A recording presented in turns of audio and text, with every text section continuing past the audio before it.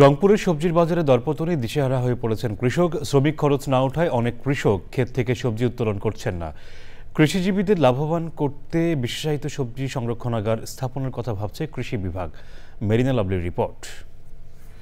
চলতি শীত মৌসুমে রংপুরে শাকসবজির দাম ব্যাপক কমে গেছে।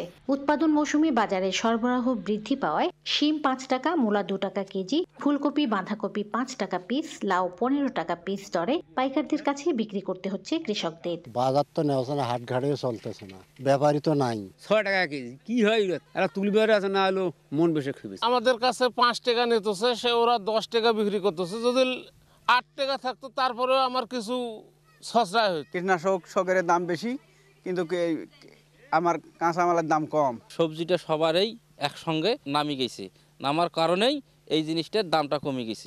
শাকসবজি সংরক্ষণের স্টোর থাকতো তাহলে আমরা হয়তো বা স্টোরে রাখতে পারতাম, এখন পরে একটু দাম ভালো দামে বিক্রি করতে পারতাম। এবছর রংপুর জেলায় 22 ধরনের শাকসবজি উৎপাদন হয়েছে।